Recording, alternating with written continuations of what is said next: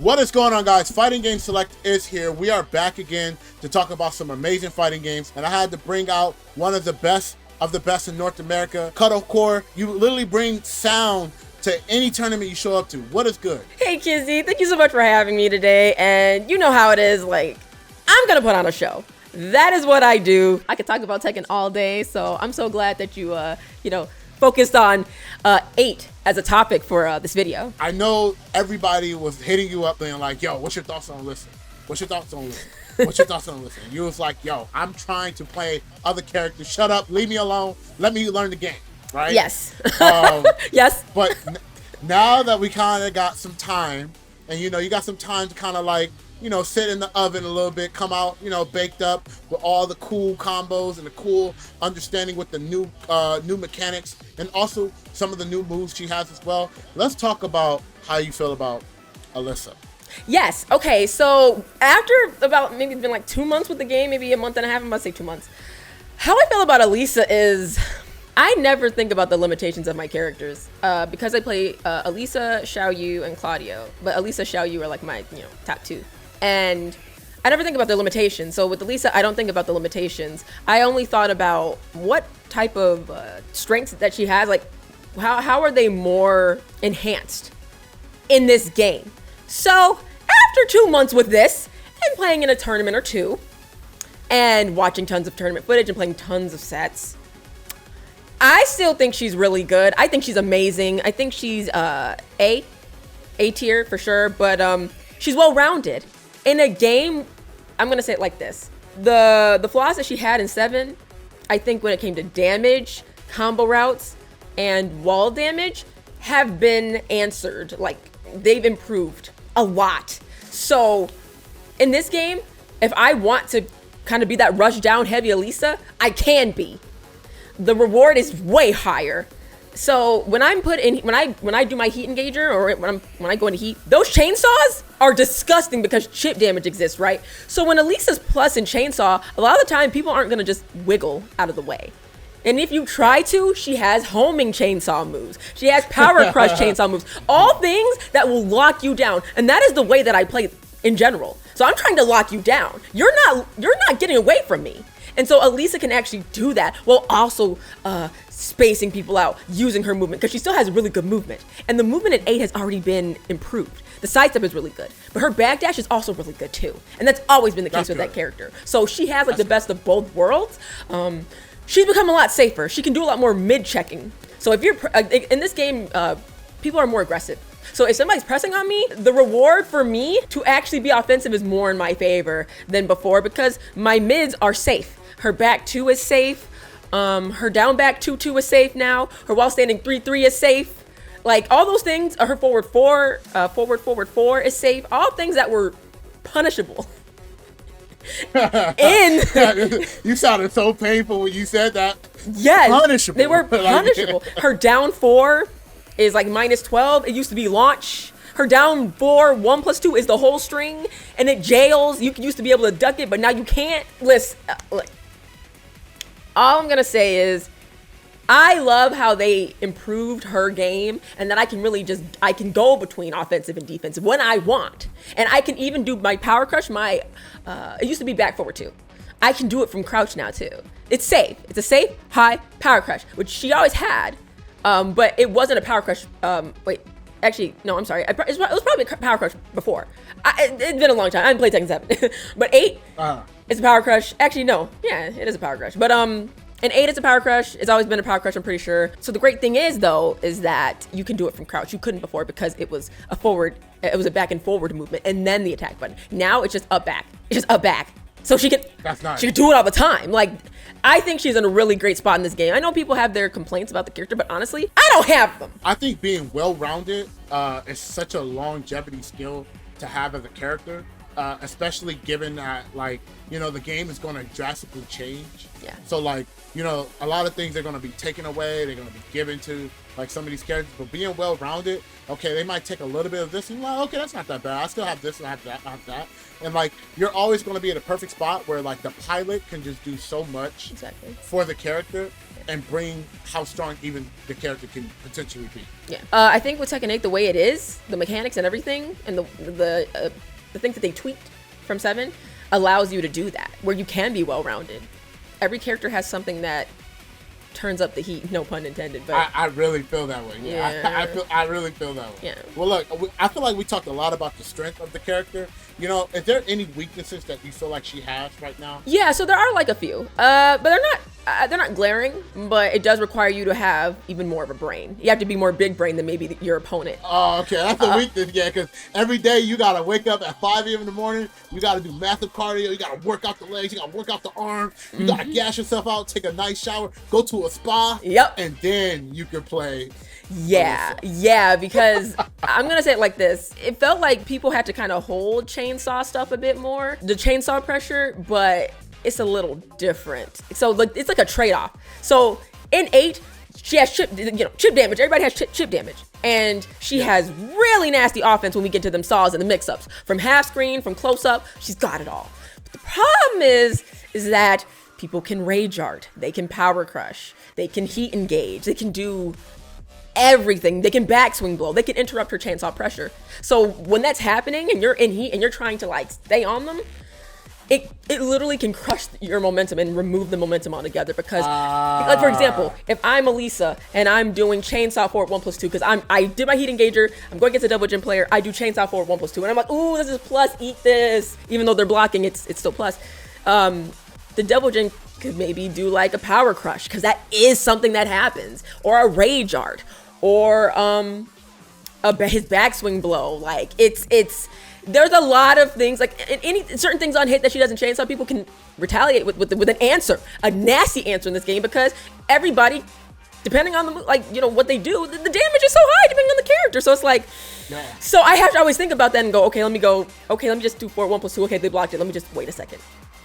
Okay, now I'm gonna do something, because then I have to kind of think about that. So it's like a beautiful thing because it's a mind game around it, because I collect data that way. But at the same time, it's also like, because if I overextend, I die. Environment?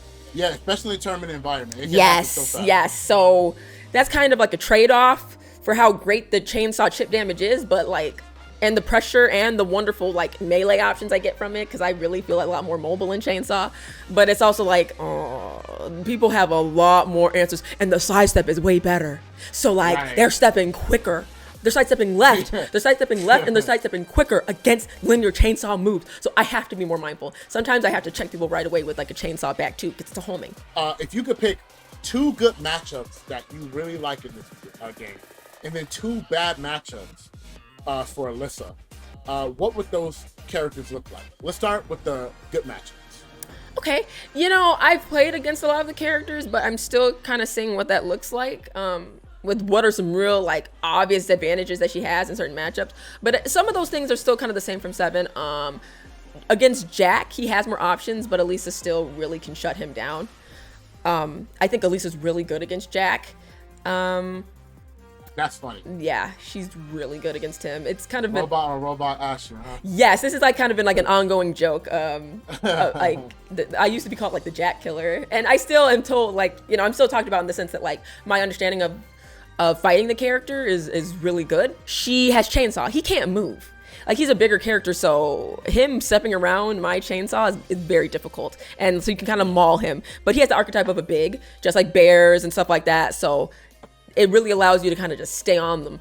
He does have some better options for that stuff now, but ultimately he's still like has some disadvantages as a big sometimes. What he has in damage, he lacks in movement. I think Zafina for Alyssa is a very good matchup. I have really good movement, so a lot of Zafina's options, they can't really reach me. She has to kind of tag me down. She has to lock me down pretty hard. Zafina and Alyssa both have the same kind of movement, but the thing about Zafina is when she gets into stance, my movement, my options shut her down. When she goes into Scarecrow, I got chainsaw power, I have the power crush. I have 2 quick power crushes. I don't have to deal with that. I don't have to eat that stuff. That's really good. Yeah, like I can sidestep her options pretty dang well to the point where I just get full launchers. So they did nerf Zafina in some ways. I think she's really, really good still. Alyssa really shines in that matchup too. She's able to get around the mix-up. She's able to backdash a lot of the neutral pressure. And it really does slow down Zafina. Zafina has to really get a hold of me because I'm constantly moving away from her. Well, what about the bad matchup? I've still been trying to think about those. I'm not fully sure. But I do. Okay, so if you could choose one, how about if you could choose one that it's like, okay, this matchup made me have to go to the lab. Yeah, okay. So I'm gonna say, so I definitely have to go in the lab against Lars more than once because he changed like from 7 to 8. I said, bro, why am I stepping this man to the left now? That's weird because in 7 and the other games, rule of thumb was we sidestep it right. And I'm thinking, okay, that's a weird thing to change. That's a whole muscle memory thing. So on more than one occasion, I'm like, oh my God, he's breakdancing in my face, bro. Like, that's weird. And, couple that with heat. He gets options from heat. And I'm like, in stance, by the way. So I'm like, okay. So I had to study my takeover replays multiple times. Because you let the replay take the wheel? No. I took over. Oh, you took over. Yeah, they're called takeover replays. I call them takeover replays because I take over in multiple different situations in my matches, so I can look at what I could have done. Okay, I got hit by this stance. Can I duck this? Can I block this? Can I power crush this? Can I interrupt this? Can I sidestep this left? That's what that's for. That's AI. That like they put that in where it's like the practice mode for Tekken is something like the way it is now is something that you've never seen for a fighting game, which is you can watch back your match and literally take over for like 10 or 11 seconds and recreate the situation and figure out what you could have done better. That's what it is. So I use that all the time. You remember when we had to spend $20 for some frame data? I remember. How the war has changed. I love that for us because there's no way I should be having to spend that much just to have to learn more about the frame, like the moves that are already in the game. That's crazy. The video game. I already spent 80 plus on a game. So frame data already being accessible. Because in 7 it was when the first time we had to pay for frame data, and that was like $5 to $6, and I thought that was crazy. But I still did what I had to do. But in 8, it being accessible, and not just that, but practice mode and the takeover replays being so powerful, I've learned so much and have created muscle memory so much quicker from doing those things. And so with Lars, that matchup, he has changed because they added more bells and whistles to him in his transitions. Reina, I feel like she's another challenging character because. The way her rules are is a little bit more different than most, right? Yes, correct. So when you think you can interrupt when she's going into the different stance transitions, it's funny. I'm noticing the common thing here. I'm saying it's the stance characters. So because sometimes you can jab when she's going through those stance transitions. I don't know the names of them, but I have my Tekken coach is a Reina main, and so I know like when I play it and I see it, I know exactly like when I'm supposed to like interrupt. But sometimes it's like, if you try and go for a jab to interrupt this, you're gonna die because she got a power crush. She's got like, other stuff that beats you out of it. So sometimes you have to step. Okay, well if you step, is a homing move gonna hit you out of something? Like stuff like that. Or is the electric gonna clip you? Like I have had to study Reina and I've had to play matches upon matches upon matches to really figure out better solutions to some of her stances and her and her offense. So I learned a lot. Definitely got my butt kicked up for multiple weeks fighting my coach, dealing with it. But then I got way better at it because I'm like, I need to like mitigate this damage that I'm taking because she adds up quickly. Like, and I'm like, and she's a female Mishima.